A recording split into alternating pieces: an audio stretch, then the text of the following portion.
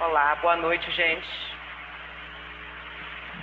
Bem, hoje a gente vai dar continuidade à nossa aula passada, ao conteúdo da aula passada, né? Ficou faltando um pouquinho do conteúdo para terminar.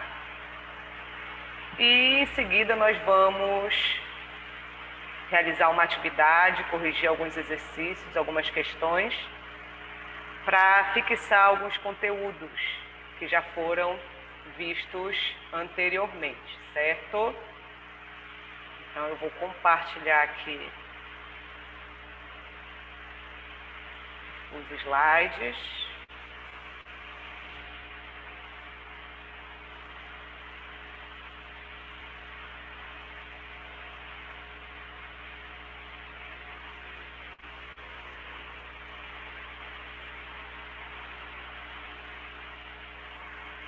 Então, gente, na aula passada a gente falou sobre herança ligada ao sexo e teoria cromossômica da herança, né? A gente viu praticamente 2 aulas e ficou faltando terminar a parte da herança ligada ao sexo. Falamos sobre a herança, né? Características ligadas ao cromossomo X, falamos de algumas síndromes, como a hemofilia, falamos sobre daltonismo, falamos sobre a herança ligada ao Y e vimos que genes que são caracterizados, né, heranças que são ligadas ao Y, elas não passam de uma geração para outra porque interferem na fertilidade desse indivíduo, correto? Então, só para terminar aqui, para depois a gente entrar no exercício, ficou faltando a gente falar sobre genes homólogos presentes em X e Y. A gente sabe que existem os cromossomos autossômicos e os cromossomos sexuais. Os cromossomos autossômicos apresentam fragmentos, regiões de pareamento, que a gente chama de regiões homólogas, entre eles ao longo de toda a extensão do seu cromossomo. Já os cromossomos sexuais, eles têm tamanhos diferentes, né? Formas diferentes, o X e o Y. Logo, eles não têm uma região linear por toda a extensão da sua estrutura de regiões homólogas. Eles vão apresentar algumas regiões de pareamento, até porque para que eles possam parear no processo de divisão, certo? Essas regiões, elas estão localizadas nas extremidades desses cromossomos, ou seja, localizadas nas pontas, e são denominadas de genes pseudo-autossômicos, certo? Uma vez que é através desses genes, né, desses alelos, que os cromossomos homólogos eles irão parear lá durante a metáfase das meioses, certo? Da meiose 1. Então, devido a isso, né, devido a esse pareamento ser uma característica mais, como é que eu posso dizer para vocês, mais contundente em relação aos cromossomos autossômicos, por isso as regiões de homologia, né, as regiões de pareamento dos cromossomos sexuais, ou seja, X e Y, são chamadas de regiões pseudo-autossômicas, certo? Então, configuram regiões de pareamento entre o X e Y, que são cromossomos que têm tamanhos diferentes, morfologias diferentes. Então, para ficar mais claro para vocês, aqui tem uma representação esquemática do cromossomo X e do cromossomo Y. Observem logo que o cromossomo X é maior e o cromossomo Y é menor, tá? Então, nesses cromossomos existem regiões homólogas a eles, que são aquelas chamadas pseudo-autossômicas, e regiões que apresentam genes que são específicos apenas de um desses cromossomos. Como vocês podem observar aqui, ó. Essas porções aqui mais escuras são as regiões homólogas entre X e Y. Então, eles pareiam durante o processo meiótico, né? Quando os cromossomos homólogos vão parear para que ocorra o crossover por meio dessas regiões, chamada região homóloga. Essas regiões aqui mais claras são regiões específicas ou de X ou de Y. Então, essa porção aqui apresentam genes específicos, característicos, exclusivos apenas do X. E essa região aqui é exclusiva, né? Apresentam genes exclusivos do cromossomo Y, tá? Ela é chamada de região não homóloga entre X e Y. Por que não homóloga? Porque essa porção com essa porção aqui elas não pareiam, né? Elas não têm homologia, regiões de homologia entre si. Elas não compartilham alelos. Então essa porção é chamada de herança ligada ao Y, porque apresentam genes presentes apenas no cromossomo Y. E essa aqui é característica, né, do cromossomo X, né? São regiões exclusivas do cromossomo X, por isso chamada de herança ligada ao X. Exemplo, aquelas síndromes que a gente conversou na aula passada, a hemofilia, daltonismo, que são ligados ao cromossomo X, onde aqueles alelos mutantes eles estão presentes. Nessa regiãozinha aqui, que é uma região que apresenta genes exclusivos do cromossomo X, tá? Então, é exclusivo do cromossomo X. E se porventura houver uma síndrome associada ao cromossomo Y, então esse alelo, né, esse gene, estará localizado em regiões específicas do cromossomo Y, certo? Mais uma figurinha para fixar. Aqui, ó. A região aqui em rosinha mais escuro. Isso daqui são as regiões não homólogas entre X e Y, ou seja, regiões exclusivas do cromossomo X, com genes exclusivos do cromossomo X, por isso chamada de região diferencial de X ou não homóloga ou de herança ligada ao X. E aqui são as regiões homólogas entre X e Y, né? Regiões de pareamento entre esses dois cromossomos, chamadas de região homóloga ou pseudo-autossômica, uma vez que o pareamento é uma característica de cromossomos autossômicos, pareamento completo. E aqui, olhando para o cromossomo Y, a porção vermelha é uma porção exclusiva, né, que apresentam genes exclusivos do cromossomo Y, e essa porção mais clara são regiões de compartilhamento, né, de compartilhamento de alelos entre Y e cromossomo X, também chamada de região homóloga.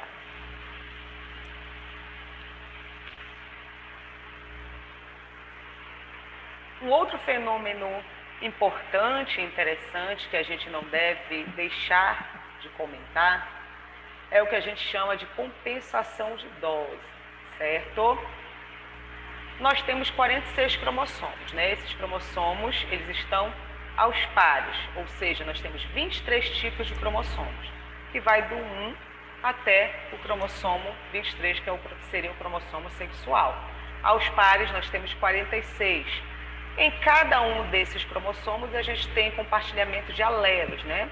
Só lembrando que os cromossomos sexuais, eles apresentam apenas algumas regiões específicas de compartilhamento de alelos. Então, eu tenho alelos que eu recebi do pai e alelos que eu recebi da mãe, ok? E todas as espécies, né, elas vão trabalhar dentro de uma taxa ou quantidade X basal e específica de alelos. Por exemplo, a gente sabe que o desenvolvimento animal ele é sensível a um desequilíbrio no número de genes. Como assim, professora? Caso clássico, para ficar mais claro para vocês, síndrome de Down. A síndrome de Down, ela é uma aneuploidia causada por uma trissomia do cromossomo 21, né? Ou seja, eu tenho o cromossomo 21 a mais. O normal é eu ter um cromossomo 21 do pai e um que eu herdei da mãe. Se eu tiver um cromossomo 21 a mais, eu vou ter mais um conjunto de todos os alelos presentes nesse cromossomo 21. Ou seja, eu tenho uma dose a mais de genes, eu tenho uma dose a mais de alelos. E isso causa toda uma desregulação para a fisiologia normal desse indivíduo, certo? Então, as espécies não toleram esse desequilíbrio, ok, gente? Então, há necessidade de sempre haver essa compensação que a gente chama de dose, tá?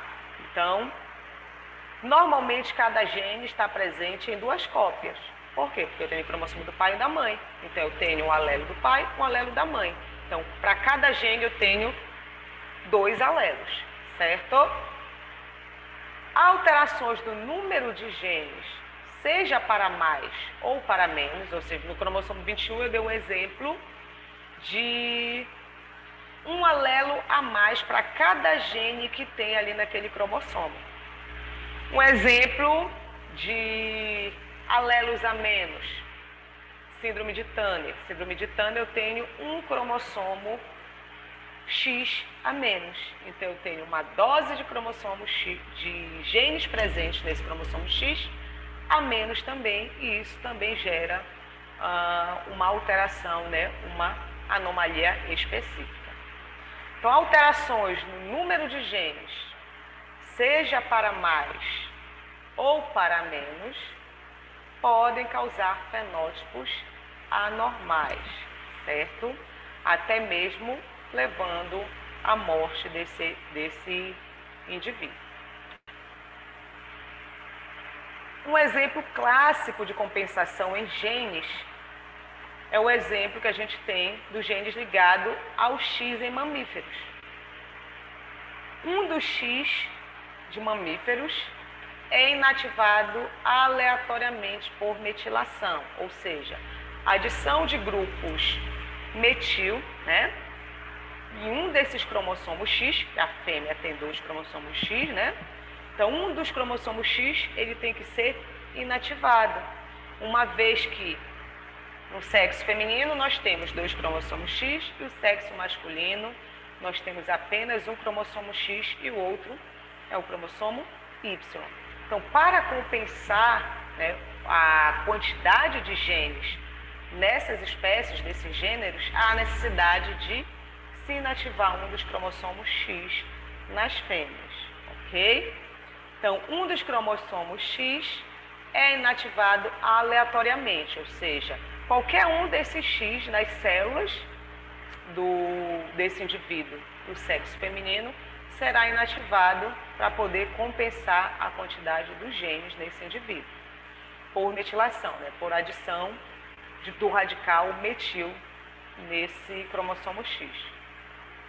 Uma vez que a quantidade de X entre machos e fêmeas em mamíferos é diferente, certo? Então, o X inativado ele é denominado corpúsculo de Barr. Então, quem é que tem corpúsculo de Barr em mamíferos? Trazendo aqui como exemplo a espécie humana. É o homem ou a mulher? Eu estou perguntando em condições normais, tá? Isso pode ser feito de uma forma bem simples, esse experimento, para observar a presença ou não do corpúsculo de Barr, que nada mais é do que o cromossomo X inativado por meio de metilação, né? Basta fazer uma colheita com suave, né, um esfregaço aqui na região da mucosa bucal, fazer uma lâmina e corar com guinça. As mulheres, né, indivíduo feminino, nós vamos observar a presença do corpúsculo de Barr associado ali à face interna da membrana nuclear. Cromossomo X, um dos cromossomos X para o centro do núcleo e o cromossomo X inativado, o corpúsculo de Barr, associado ali à face interna do envelope nuclear, né, da membrana interna do núcleo, da carioteca. Se um homem, porventura, apresentar corpúsculo de Bar, no momento em que a gente pega, digamos que na turma de vocês, a gente faça esse experimento, né? Dou um suave para cada um e todo mundo vai fazer a colheita das células da mucosa bucal, né? Fazer esse esfregaço e aí a gente vai observar presença ou não de corpúsculo de Bar. Se um dos rapazes, né, da turma apresentar corpúsculo de Bar, isso quer dizer que ele tem uma determinada aneuploidia, tá? Porque homem, como ele só tem um X, ele não pode inativar o seu X. Se ele tem um X inativo, ou seja, se ele tem um corpúsculo de Bar, é porque ele tem mais de um cromossomo X. Ele pode ser um Klinefelter, né? De repente, com manifestações clínicas visíveis muito sutis, por isso não perceptível ali pela turma. Então, o X inativado é denominado de corpúsculo de Bar, localizado na face interna da membrana nuclear, como vocês podem observar aqui, ó. Corpúsculo, desculpa, aqui no homem não, na menina. Ó, corpúsculo de Bar, corpúsculo de Bar.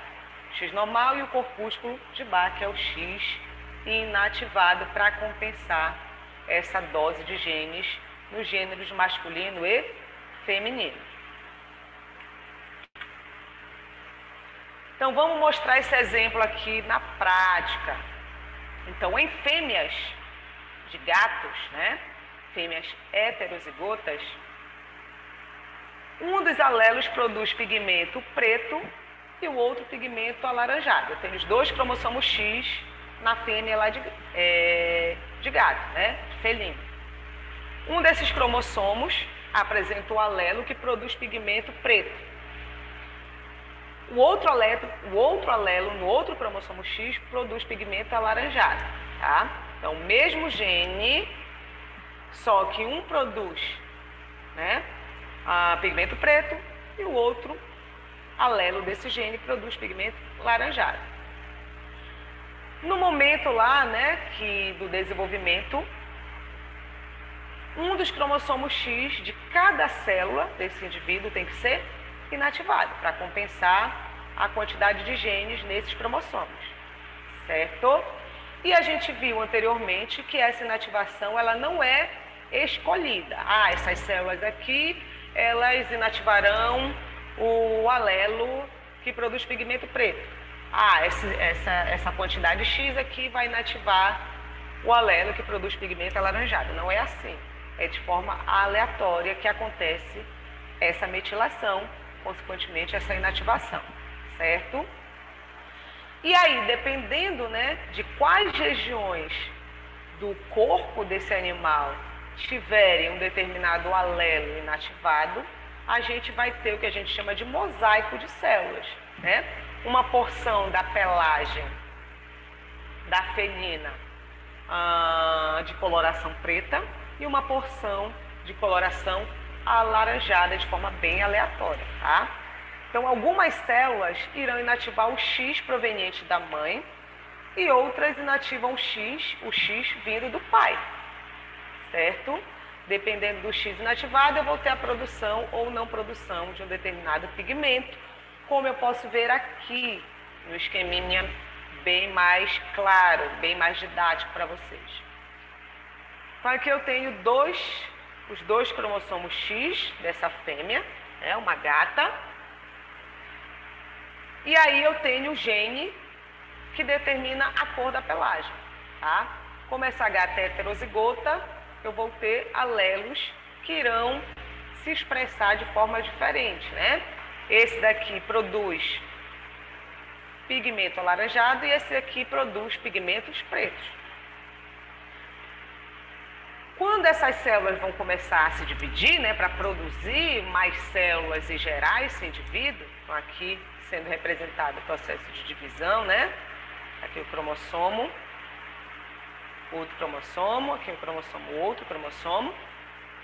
Aqui é o exemplo em que o cromossomo X, que produz pigmento alaranjado, ele se encontra ativo. E esse cromossomo X que produz o pigmento preto, ele foi inativado, ele foi metilado. Logo, ele não vai produzir o seu produto, que é o pigmento preto. Dessa forma, as regiões do corpo desse indivíduo que expressarem esse cromossomo X, que produz pigmento laranjado, essas regiões serão laranja, porque está produzindo pigmento laranja. Aqui nós temos o outro lado da história, né? Quem foi inativado foi o X, que tem um alelo que produz o pigmento alaranjado. E o ativo é o X, que produz pigmento preto. Logo, nessas regiões, nessas células que inativaram o X para pigmento laranja, elas irão produzir pigmento preto. Por isso que essas regiões são pretas, tá? Porque essas células expressam o alelo que produz pigmento preto. E essas células tiveram o X que produz pigmento preto inativado e continua ativo o X que apresenta o alelo que produz pigmento laranjado. Por isso que nós temos essa coloração aí bem mosaica, né, misturada para esses dois pigmentos, certo? Então, deu para entender, gente? Então, cada espécie, ela suporta, né, uma quantidade basal de alelos nos seus cromossomos. E uma redução desse número de alelos, ou um aumento nessa dose de alelos, nessa dose de genes, né, essa dose de cromossomos e, consequentemente, de genes, pode levar a um desequilíbrio genético, trazendo consequências fenotípicas para o indivíduo. Ok? Então, a nossa aula passada, né, foi finalizada agora e a gente vai passar agora a resolver uma bateriazinha de exercício que eu preparei aqui para vocês.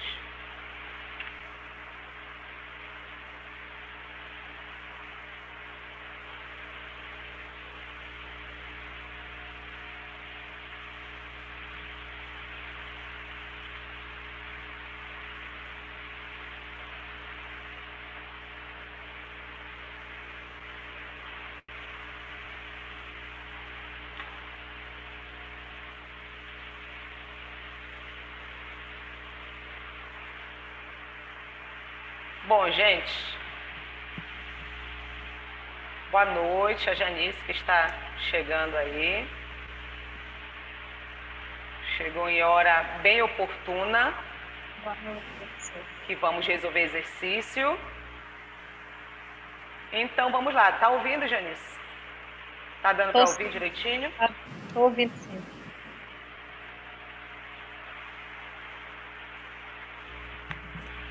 Tá dando para ouvir direitinho, Janice? Tá dando sim, professora, estou ouvindo. Sim ou não?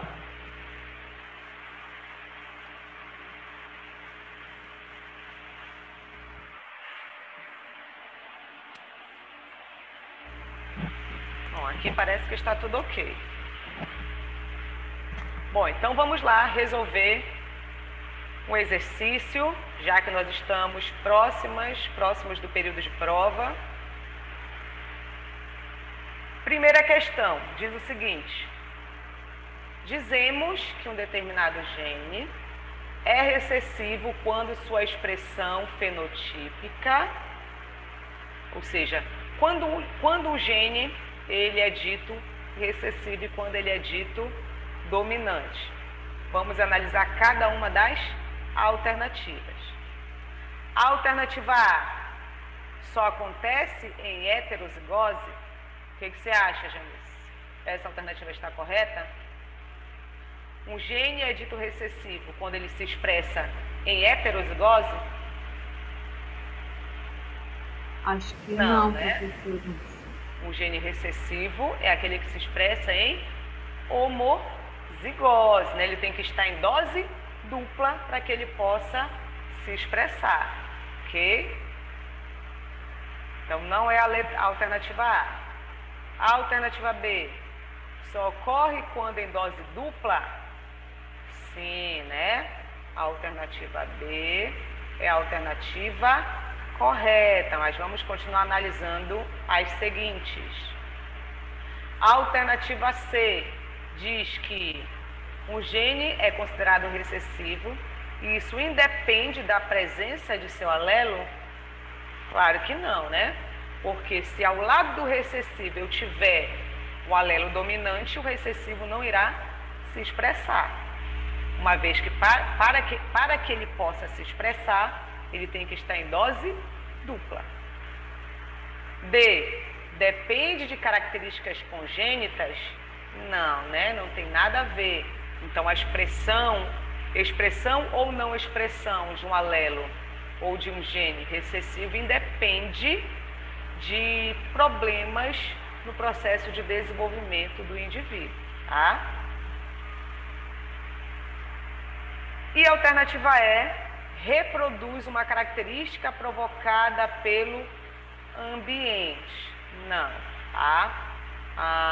O que caracteriza, o que nos traz, o que um gene recessivo nos traz como um conceito, é que para que ele possa se expressar, é necessário que ele esteja em dose dupla, né? Ele esteja em homozigose. Então, essa questão aqui, ela fala sobre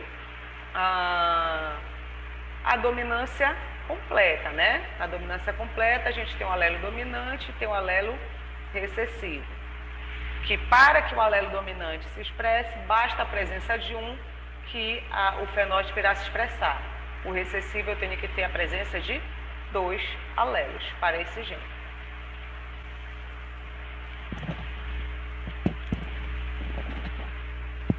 Segunda questão.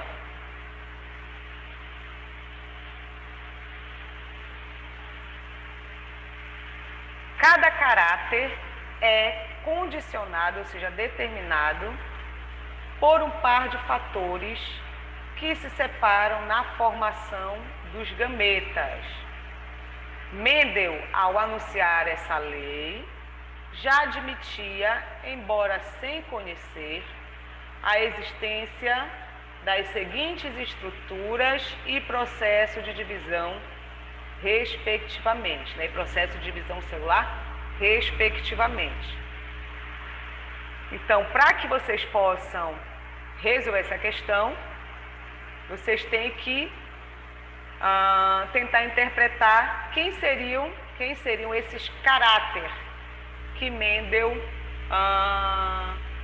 chamava lá quando ele começou a estudar, né, a primeira e a segunda lei, quando ele propôs a primeira e a segunda lei de Mendel, né?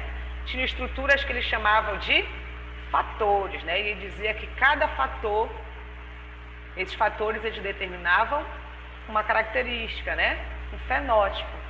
Mais para frente, alguns pesquisadores, eles denominaram esses fatores de quê?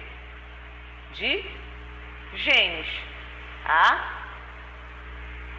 E Mendel, ele postulou, né, que esses fatores, eles se separavam durante um processo de divisão. Que processo de divisão é esse? Que tipo de divisão é esse em que os fatores se separavam? Processo de divisão meiótica, né, que é a divisão responsável pela formação dos gametas, tá? Então, cada caráter é condicionado, ou seja, determinado por um par de fatores. Quem são esses fatores? Os genes, que se separam na formação dos gametas. Como é o tipo de divisão? Qual é o tipo de divisão responsável pela formação de gametas? A meiose, certo? Então, a questão te pede. Mendel, ao anunciar essa lei, já admitia, embora sem conhecer a existência de quem? Das seguintes estruturas e processos de divisão celular, respectivamente. Quem são essas seguintes estruturas?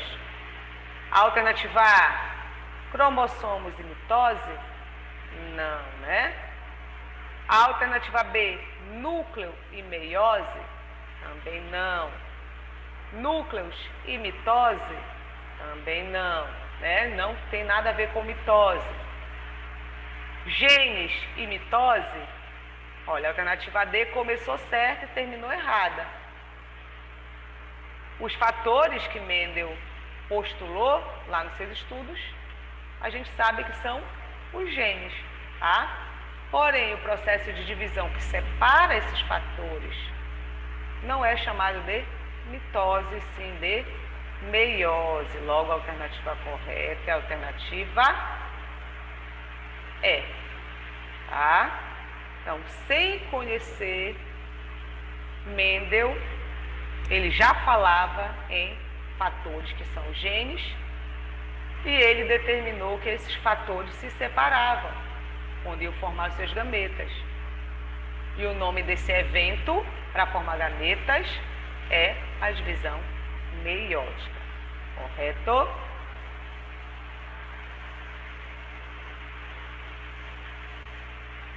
Terceira questão.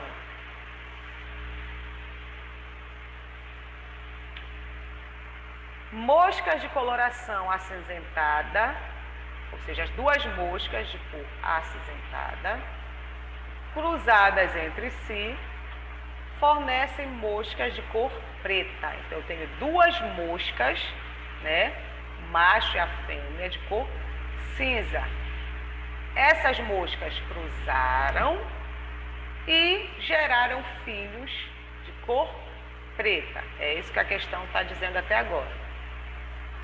Para determinarmos se uma mosca cinza é homozigota ou heterozigota, quanto ao par de genes que condicionam esse caráter, o procedimento correto é analisar a prole resultante do cruzamento dessa mosca com outra D.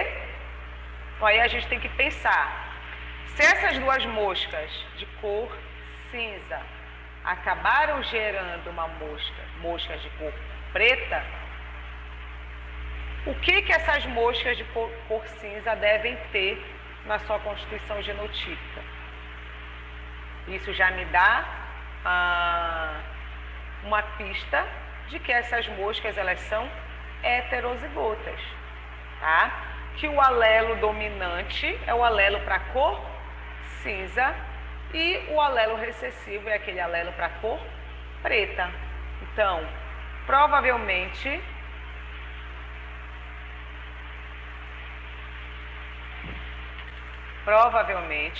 essas moscas cinzas são assim, ó. Fazer com a simbologia A. Azão, azinho.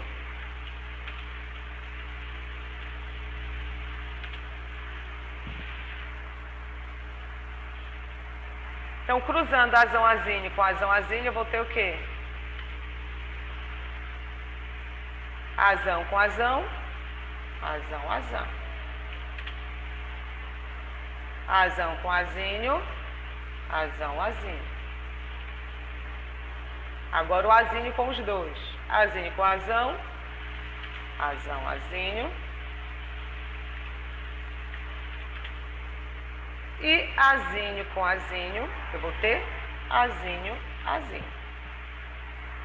Então, observem que o pensamento, o raciocínio está correto, né? Então, já se sabe que a característica cor cinza é dominante e a característica cor preta é recessiva, tá? Então, por isso que do cruzamento entre duas moscas cinzas surgem moscas de cor preta, como a gente pode observar aqui na proporção de 1/4 de 25%. Então, o que a questão está pedindo? O que a questão quer que você desvende? Então, vamos lá de novo aqui, ó. Para determinarmos, para que a gente possa saber se uma mosca cinza ela é homozigota ou heterozigota. Então, eu não sei se essa mosca, essas duas moscas, se essa mosca ela é homozigota ou se ela é heterozigota, tá? Quanto ao par de genes que condicionam esse caráter, o procedimento correto é analisar a prole resultante do cruzamento dessa mosca com outra D. O que vocês acham? De cor cor preta, né? Por que de cor preta? Por que de cor preta? Porque eu sei aqui, ó.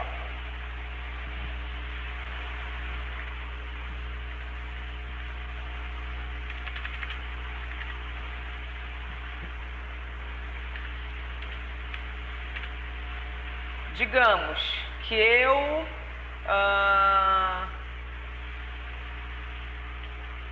vou cruzar a mosca de cor preta que seja heterozigota dominante.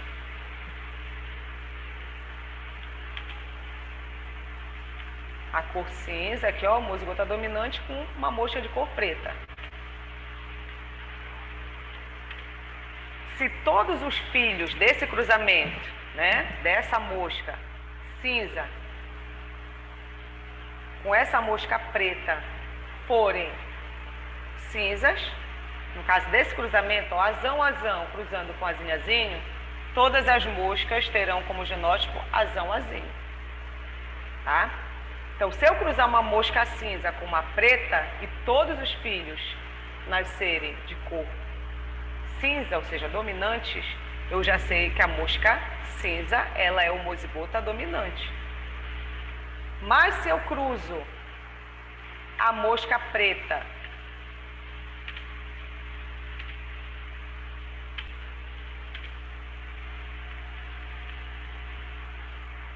a mosca cinza com a mosca preta,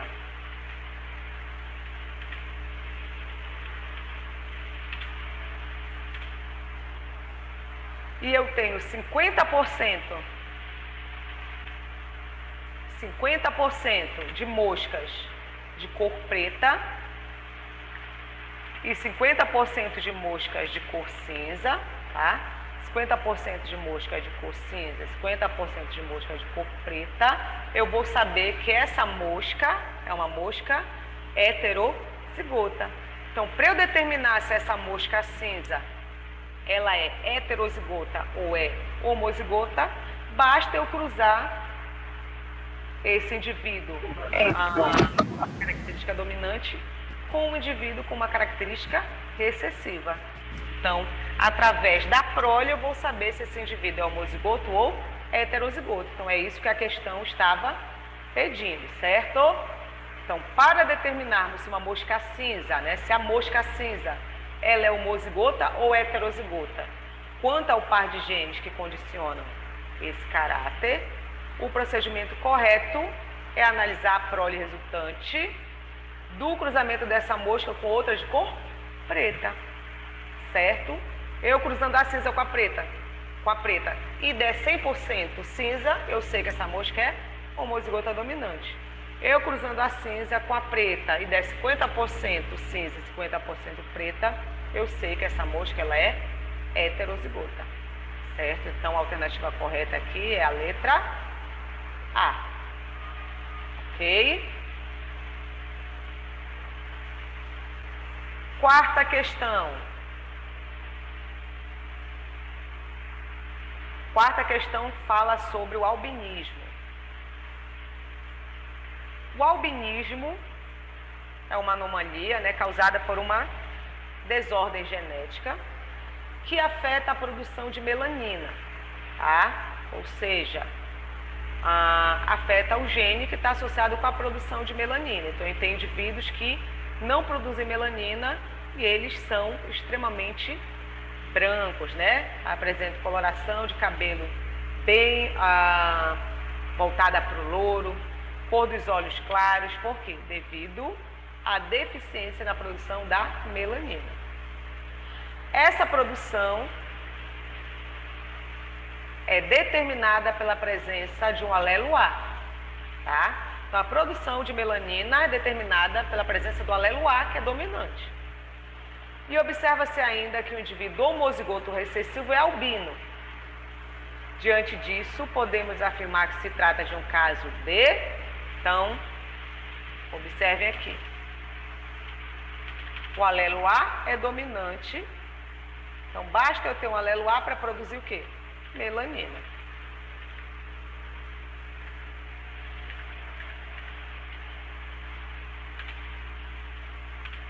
E o alelo azinho é o alelo recessivo, tá?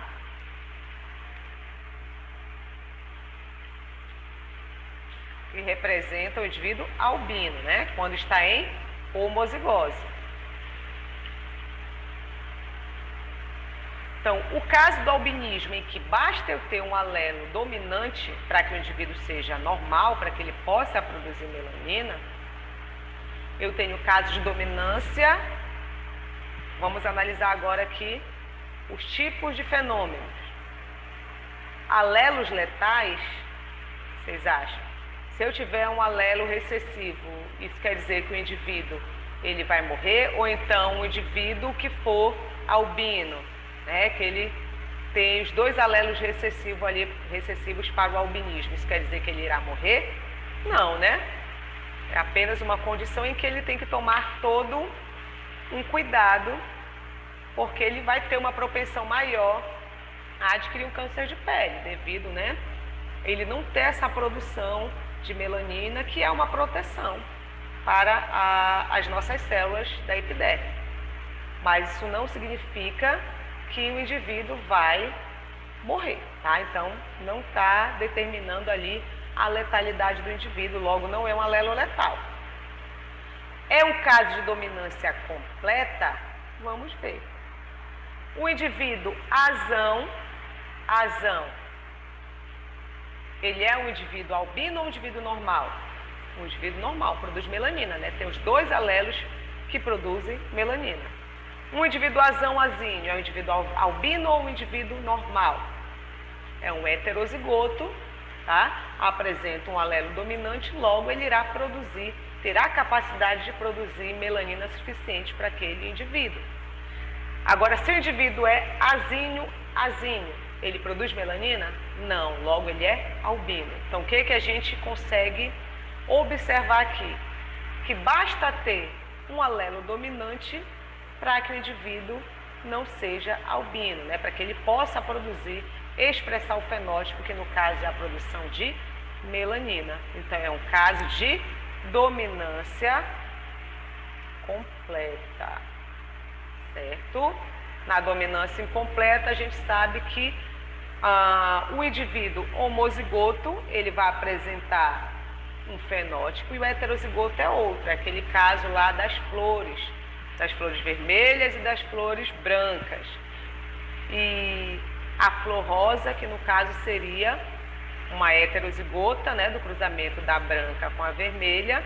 E por que ela é rosa? Porque um dos alelos produz apenas metade do produto para que essa flor pudesse ser vermelha. Como está produzindo apenas metade do produto, essa planta, ela expressa a cor rosa das suas flores, tá? Logo, é parcialmente dominante, que não basta um alelo para determinar a característica de cor vermelha, certo? Epistasia também não é e nem codominância, tá? O albinismo é um caso de dominância completa. A gente já vai ver questões em relação a epistasia e codominância. Quinta questão. Na espécie humana, os alelos que determinam o tipo sanguíneo A, denominado IA, então o tipo sanguíneo A é o fenótipo, tá? O alelo genótipo é IA.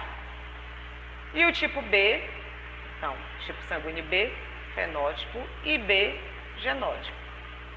São codominantes. Por que são codominantes? O que determina o fenômeno de codominância?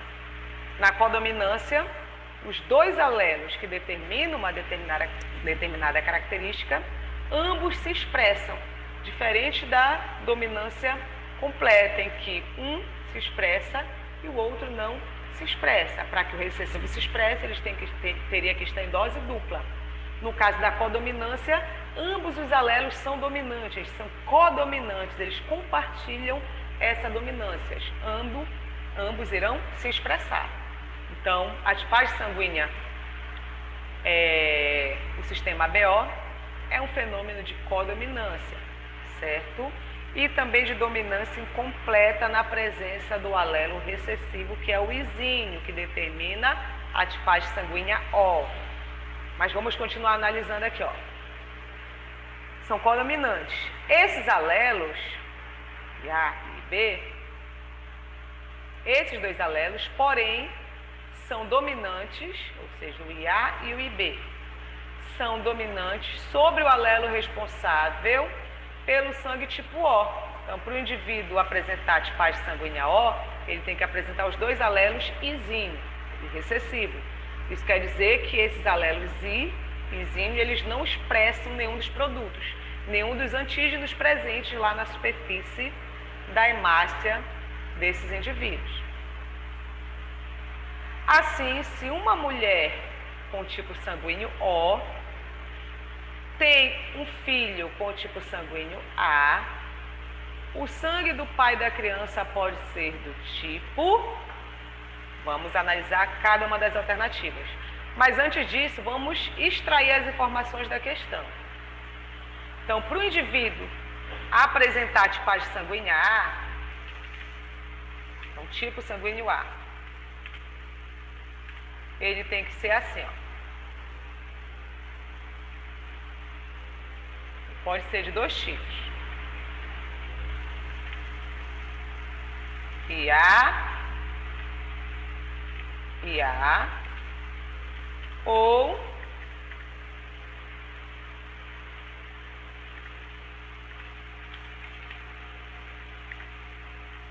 ou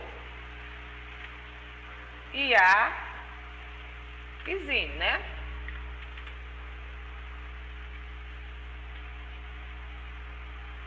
Ou seja, esse indivíduo ele pode ser homozigoto ou ele pode ser heterozigoto. Ele pode ser IA ou IA isínio. Essa constituição genotípica aqui representa o indivíduo com tipagem sanguínea A.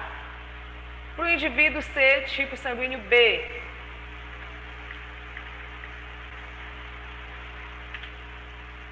tipagem sanguínea B,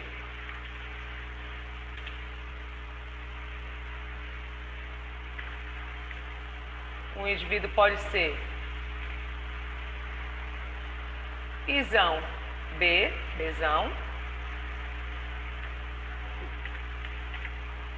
IB, ou IB isínio, ou seja, homozigoto ou heterozigoto, certo? O indivíduo com tipagem sanguínea AB,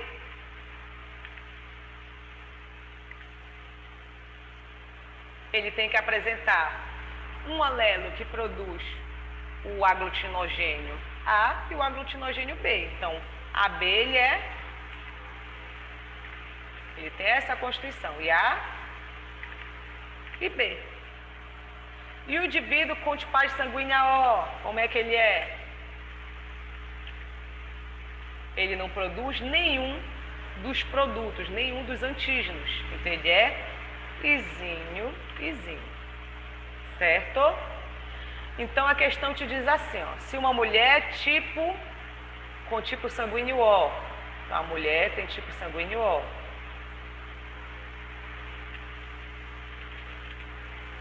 mulher é O. Então, para ela ser O, qual é a constituição genotípica dela? Isínio, certo? Ela só pode ser assim. E ela tem um filho tipo sanguíneo A. Se ela tem um filho tipo sanguíneo A, o sangue do pai da criança poderá ser, né? Pode ser do tipo, de que tipo? Para ela ter um filho do tipo A, ela só doa isínio para o filho. Então, vamos desenhar o filho aqui. Filho. Eu sei que a mãe vai doar para ele o quê? O único alelo que ela tem, que é o isínio. Ela só produz isínio. Todos os gametas dela, os ovócitos secundários, irão apresentar o alelo isínio, tá? Que não produz nenhum tipo de aglutinogênio. Para o indivíduo, se ela teve um filho tipo A, é porque ela recebeu o alelo para A, tá? Então, o pai, ele pode ser ou do tipo A, porque no tipo A ele vai ter os dois alelos, ó, IA e A, ou ele pode ser heterozigoto IA izinho. B, o pai pode ser B? Não, porque se ele for B, ele só vai doar B para o filho. Ou o alelo, se ele for heterozigoto, o alelo recessivo. Mas aqui a gente está falando de uma mulher que teve um filho com tipo sanguíneo A. Então, para que ela possa tivesse esse filho tipo A, o pai tem que ser ou do tipo A ou do tipo AB, né? Ó, do tipo AB ele expressa tanto o alelo IA quanto o alelo IB, tá? Então, a alternativa correta é a alternativa B, tá? Então, o sangue do pai da criança pode ser tanto do tipo A ou do tipo AB, porque esses dois indivíduos, essas duas pais sanguíneas, apresentam no seu genótipo o alelo que produz o aglutinogênio A, tá? Na superfície das hemácias desse indivíduo. Sexta questão.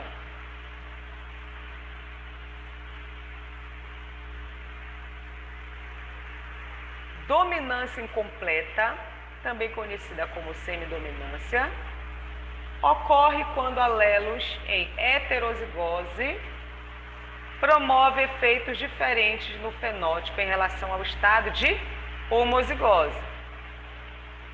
Em Plantas Maravilhas, os genótipos abaixo influenciam nos seguintes fenótipos. Olha, Bzão, ou seja, dois alelos dominantes, digamos assim, esses dois alelos aqui em homozigose, expressam flores vermelhas nessa planta. Bzinho expressa flores brancas. Já o heterozigoto Bzinho apresenta flores rosas. E como a gente já falou em aulas anteriores, a explicação genética para isso é que o alelo Bzão, ele produz uma determinada quantidade de pigmento, digamos X pigmento, um X de pigmento. Se eu tiver dois alelos Bzão, eu vou ter 2X. O alelo Bzinho não produz pigmento algum, por isso que a flor apresenta a característica cor branca.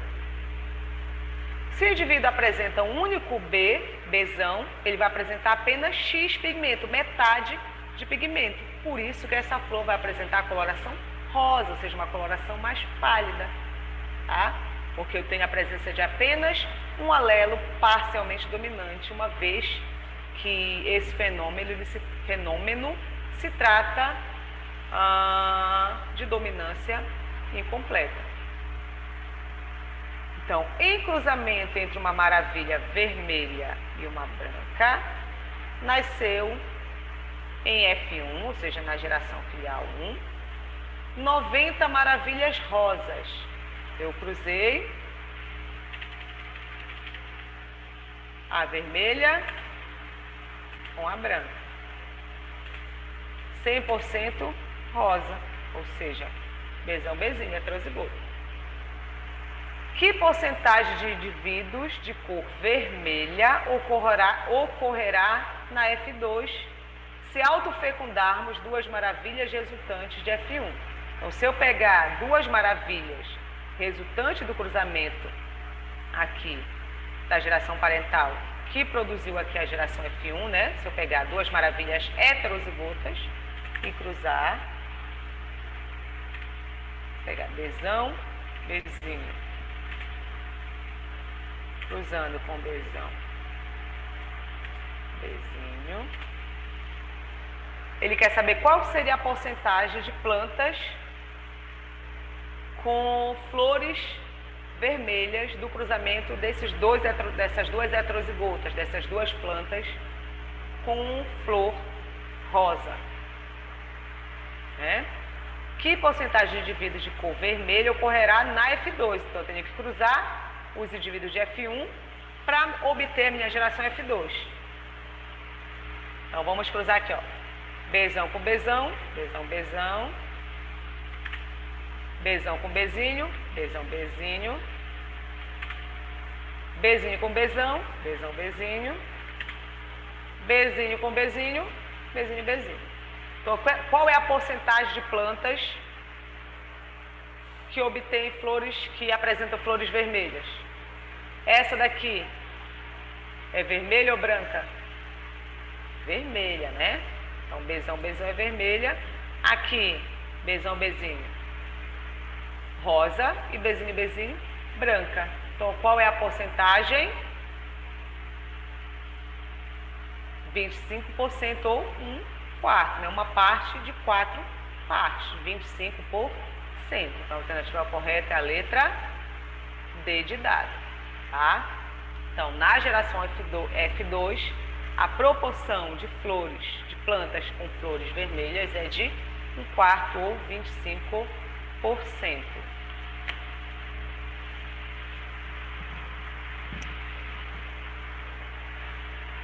Vamos lá, continuando. 7ª questão.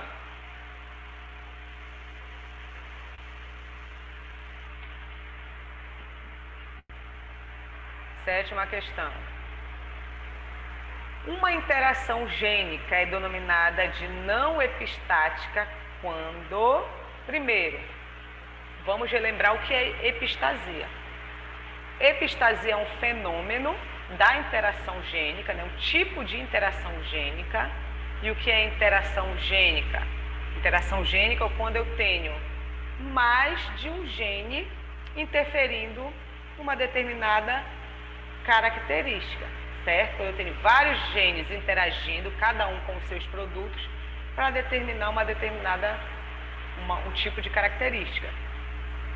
Exemplo lá, a crista das galinhas. A gente viu que o gene R e o gene P, eles interagem, cada um com seus produtos, para determinar diferentes tipos de crista da galinha, ou seja, é um único caráter, que é tipo de crista, que é determinado por mais de um gene, o gene R e o gene P. E a epistasia, ela é uma interação gênica em que um dos alelos desses genes, digamos que eu tenha 3 genes influenciando uma determinada característica, e eu tenho um desses genes, pode ser um alelo desses genes, que ele é predominante em relação a todos os outros genes. Ele é dominante em relação a todos os outros, ou seja, epistasia quer dizer sobrepujante, ou seja, ele se manifesta, né, ele se expressa em detrimento dos outros alelos gênicos que irão também interferir nessa característica, ok? Então, uma interação gênica é denominada de não epistática, mas eu não quero, na questão onde a gente não está pedindo a epistasia, mas para que vocês possam saber se uma interação é não epistática, vocês têm que conhecer o que é epistasia. Foi por isso que eu relembrei vocês aqui do que é epistasia. É uma interação gênica em que um dos genes ou um alelo de um determinado gene dessa interação, ele se sobressai em relação aos outros. Ele se expressa em relação aos outros. Ele é dominante em relação aos outros, tá? Então, vamos analisar a não epistática.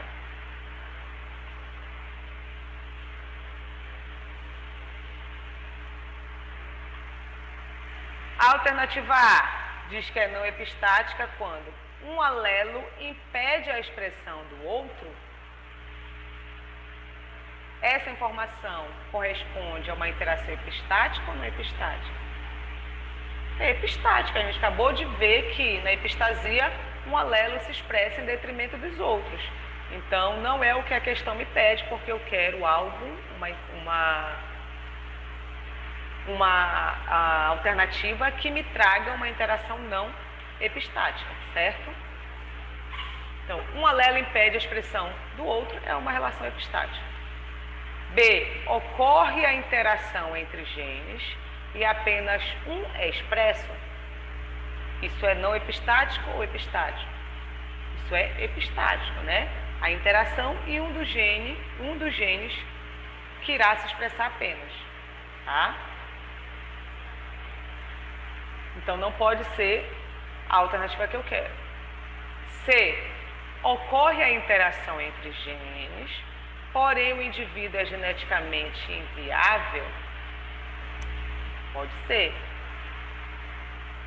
Vamos ver as outras alternativas. Um alelo condiciona a ação do outro. Quando um alelo determina a condição para que o outro se expresse ou não, isso é uma relação epistática e não epistática, tá? Essa C aqui não tem nada a ver, tá? Nem com epistasia, nem com não epistasia. Mais uma relação não epistática, vamos ver aqui. Ocorre a interação entre genes, mas um não impede a expressão do outro. Então, ocorre a interação entre genes, mas um não impede a expressão do outro. Quando um dos genes ele não irá impedir a expressão do outro, isso se trata de uma relação não epistática, tá? Porque na epistasia, um gene ele irá ser dominante em relação à expressão dos outros genes. Mas quando um não impede a expressão do outro, isso é uma relação não epistática. Então, a alternativa correta é a alternativa de escola. Tá? A alternativa é porque eu quero uma relação não epistática. Então, ocorre interação entre genes, mas um não impede a expressão do outro. Tá? Então, na epistática, um impede. Se não impede, não é epistática, então é o que eu quero. Oitava questão.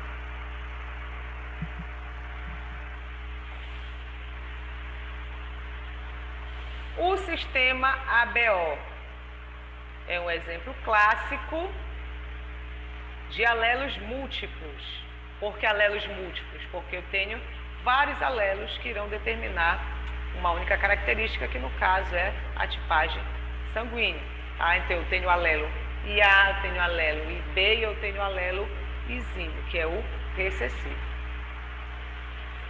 Então, caso de alelos múltiplos. Nesse caso, os tipos sanguíneos são determinados por 3 alelos diferentes, foi o que eu acabei de falar, IA, IB e IZINO. Sendo assim, podemos concluir que os diferentes tipos sanguíneos podem ser representados por, ou seja, essa questão ela te pede para que você determine quais são os fenótipos possíveis para esses alelos, tá? Então é só a gente voltar aqui nessa questão. Então, o divido para apresentar o tipo sanguíneo A, é o genótipo. Podemos concluir que os diferentes tipos sanguíneos podem ser representados por quantos genótipos, tá? Quantos genótipos eu posso ter a partir desses 3 alelos? Então, o indivíduo tipo sanguíneo A, ele pode apresentar 2 tipos de genótipo. Ó, o tipo sanguíneo A ele pode ser homozigoto ou ele pode ser heterozigoto. Homozigoto IA, heterozigoto IAZINO. Então, já tenho 2 genótipos aqui para o fenótipo A, para a tipagem sanguínea A. Um indivíduo que é do tipo B, tipo sanguíneo B, ele pode apresentar também 2 genótipos, IB ou IB-IZINO, né? Homozigoto ou heterozigoto. Então, já tenho 2 genótipos do A, mais 2 genótipos do B. Então, eu já tenho o quê? 4 genótipos diferentes. AB, eu só posso ter um tipo de genótipo, né? O indivíduo AB, ele só pode ser IA e B. Então, quantos genótipos até aí? 2 do A, 2 do B e 1 do AB. Já tenho 5. E o indivíduo tipo O também ele apresenta apenas um tipo de genótipo, ele é apenas IZINO-IZINO. Então, quantos genótipos eu posso ter a partir desses 3 alelos? São 3 genótipos? Não, né? 4 genótipos? Não. 5 genótipos? Não. A gente viu que são 6 genótipos. IA e A e Azinho, IB e B e Bzinho, IA e B e Izinho e Izinho. 6 genótipos a partir dos 3 alelos diferentes, que irão determinar a tipagem sanguínea no sistema ABO. Até aí eu acho que está bem tranquilozinho, né, gente? Vamos aqui agora para a 9ª questão. O que diz a 9ª questão? Vamos lá. João Silva, o jovem estudioso, aplicado e muito responsável, estudante de uma escola do estado de Pernambuco, foi um dos selecionados para participar da Olimpíada Estadual de Biologia. No dia da Olimpíada, foi entregue a ele uma avaliação na qual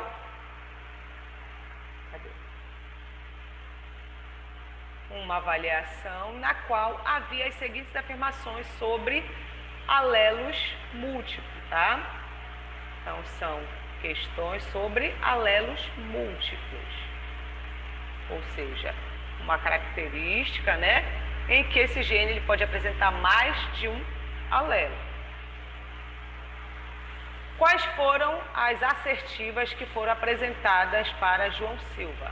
A primeira diz que os alelos múltiplos são resultantes de mutações em genes tipos selvagens pré-existentes, os quais estão localizados em um determinado locus.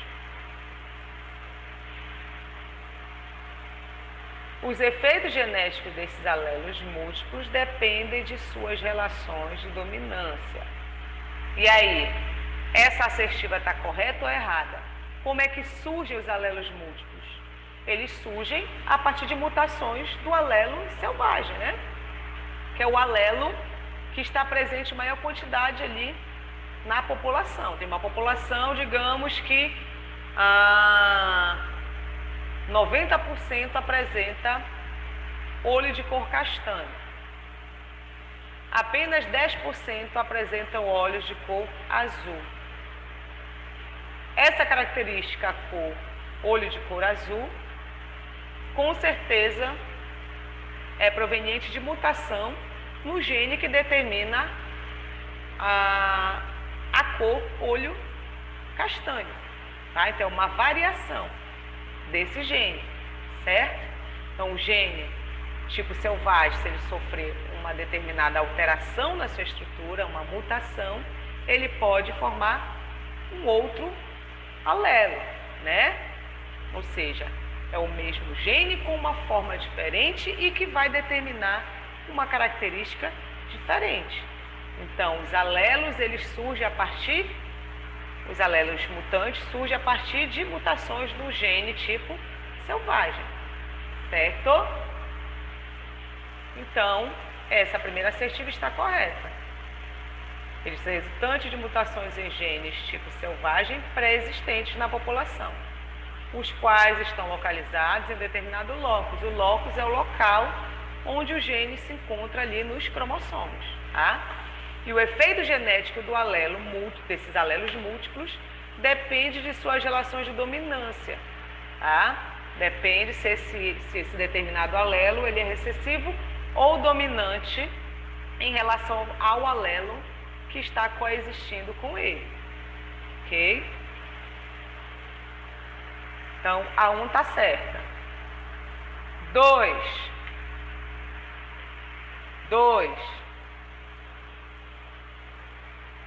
Nos gametas, vou destacar aqui porque a 1 está certa aqui, tá?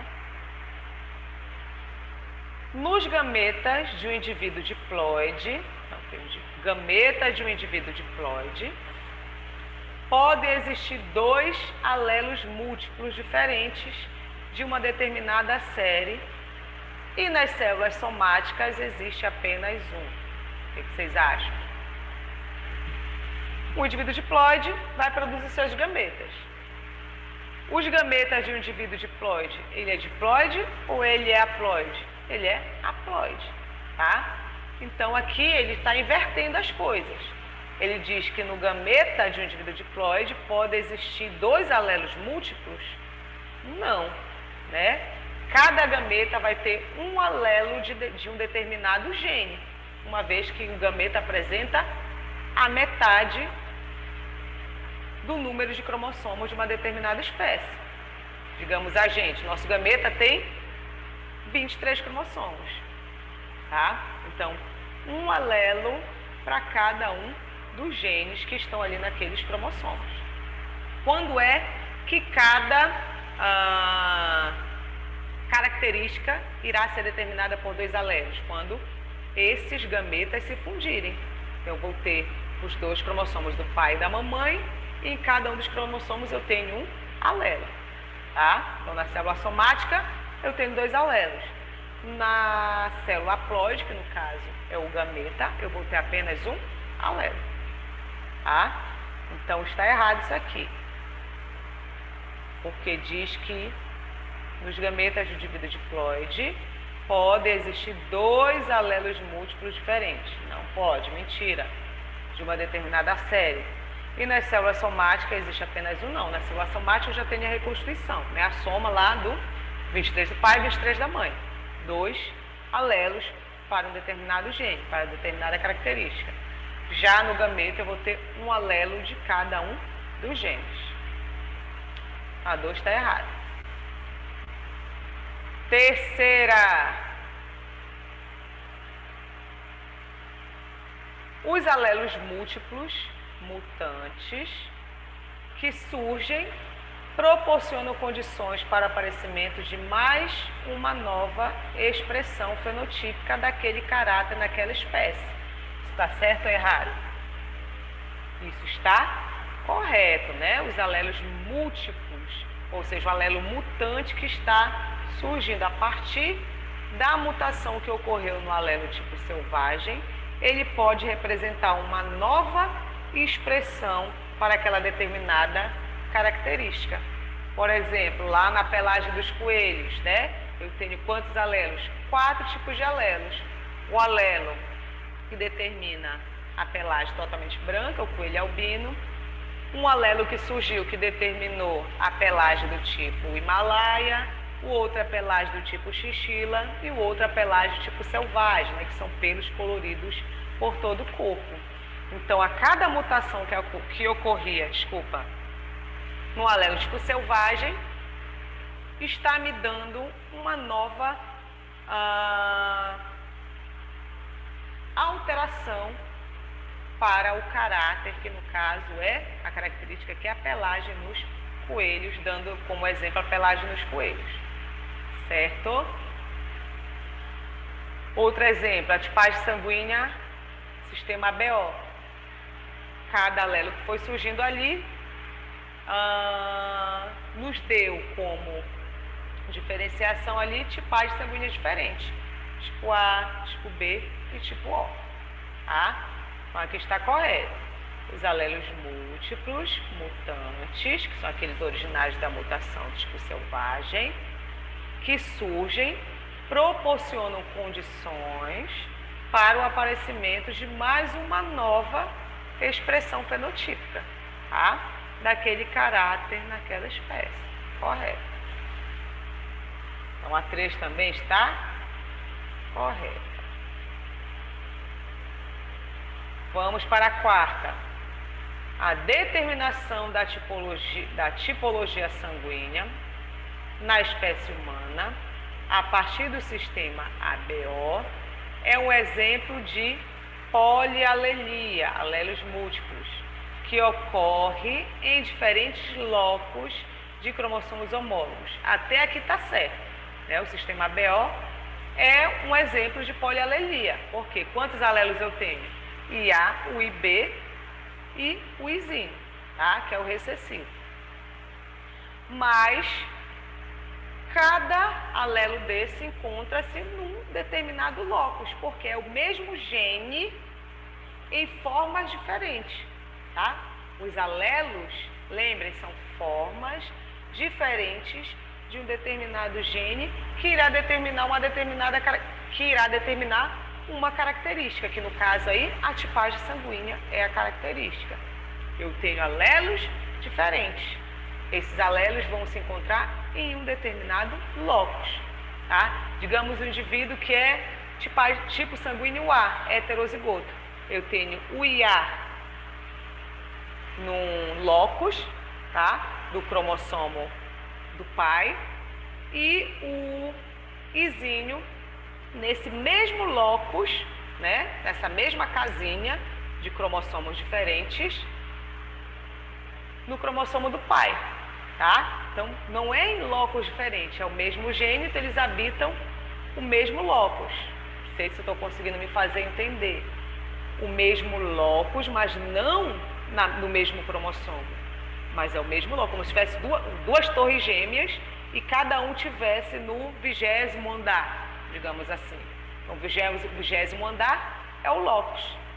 E esses alelos estão no 20º andar. Um do cromossomo do pai, o outro do cromossomo da mãe.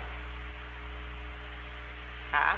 Então, aqui está errada porque diz que ocorre em diferentes locos de cromossomos homólogos, mas não é. É no mesmo loco dos cromossomos homólogos que esses alelos se encontram. E a quinta diz que os alelos múltiplos correspondem a formas alteradas do gene tipo selvagem, de tal forma que é possível correr mais de um par de alelos para um determinado gene. E aí, o que vocês acham? Está certo ou está errado? Está certo, né? A gente viu que na polialelia eu posso ter vários alelos para um determinado gene. Ok?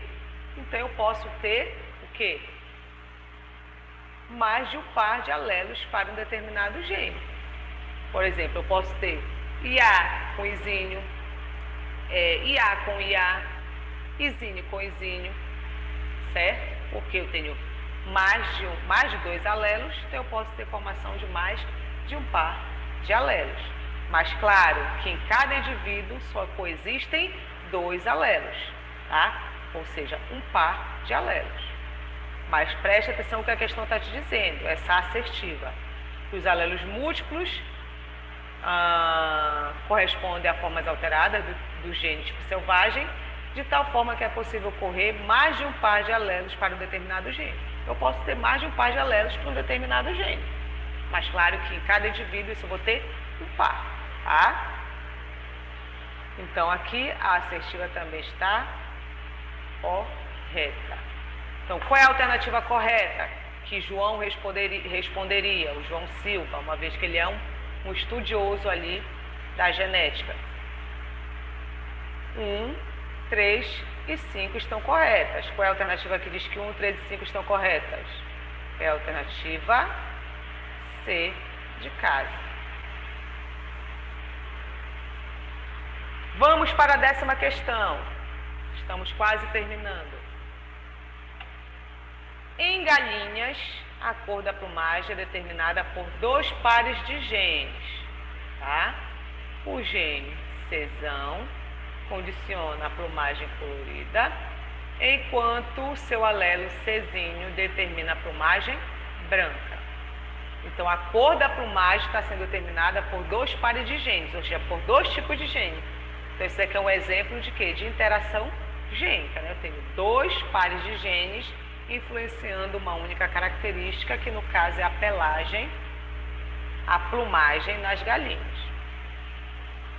Tá, continuando. O gene Czão condiciona a plumagem colorida. Vou colocar aqui, Czão.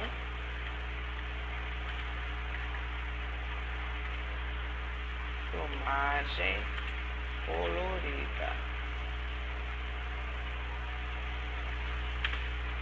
E o Czinho determina a plumagem branca.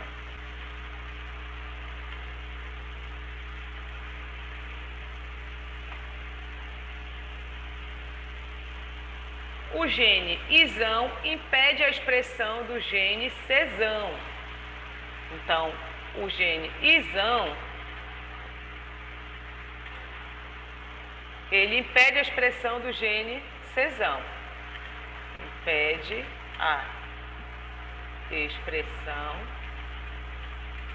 de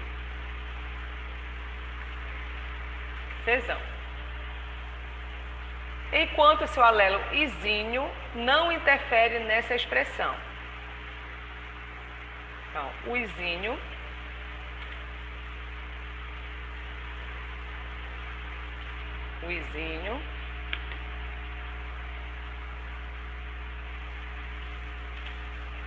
não interfere na expressão.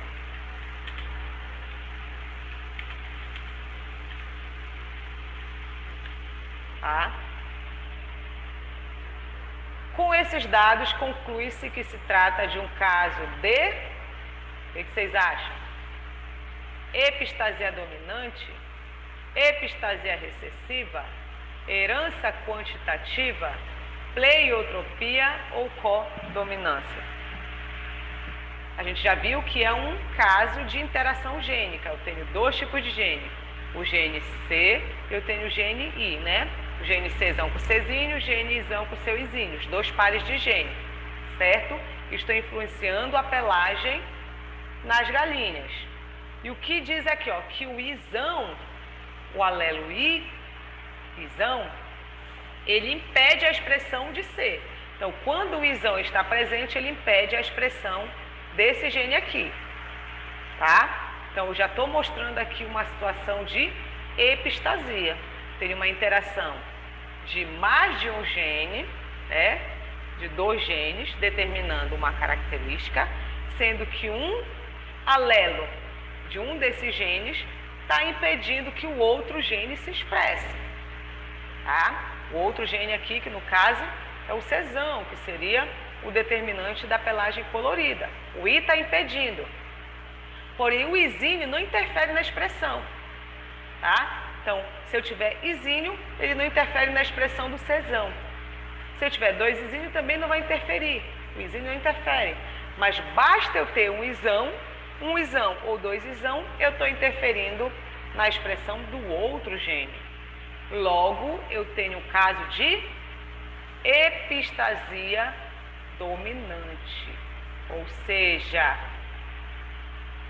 um alelo, ele está impedindo a expressão de todo o restante, né? Do alelo Czão, que é o dominante para o outro par de gene que influencia na característica, certo?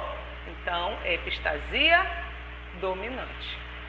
Bastou um alelo Izão para impedir a expressão do outro gene, ok?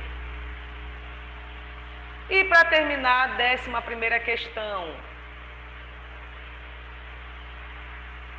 É um fenômeno inverso, então, que era a alternativa correta, que me mostre o fenômeno inverso ao da pleiotropia. Então, vamos relembrar que pleiotropia é quando eu tenho um gene que influencia várias características, certo? Qual é o contrário dele? Que a gente viu agora há pouco.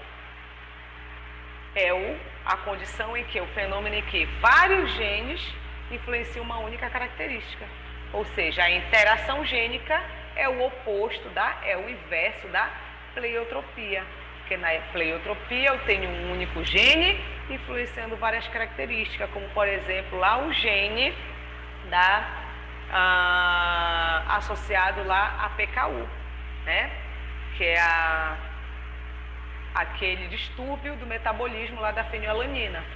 Quando eu tenho a mutação desse gene, né, da enzima que irá converter a fenilalanina em tirosina, quando eu tenho a mutação no gene, eu não tenho a enzima, eu não vou ter a conversão de tirosina, e isso vai afetar a produção de melanina. E a melanina vai interferir na cor da pele, na cor dos olhos, na cor dos cabelos, certo? Além de acumular substâncias tóxicas no organismo do indivíduo, né? Que é, no caso lá, a fenilcetonura, tá? Bastou ter a mutação em um determinado gene para influenciar todas essas características. Então, o oposto da pleiotropia é a interação gênica, certo? A interação gênica. Bom, gente, então, essa foi a nossa aula de hoje, tá? Que foi uma espécie de revisão dos conteúdos que a gente já viu até aqui, até o momento, para que vocês possam fixar esses conteúdos. Na próxima aula, a gente vai ver assunto novo, dando continuidade ao conteúdo para a segunda verificação, certo? Então, boa noite e até a próxima aula.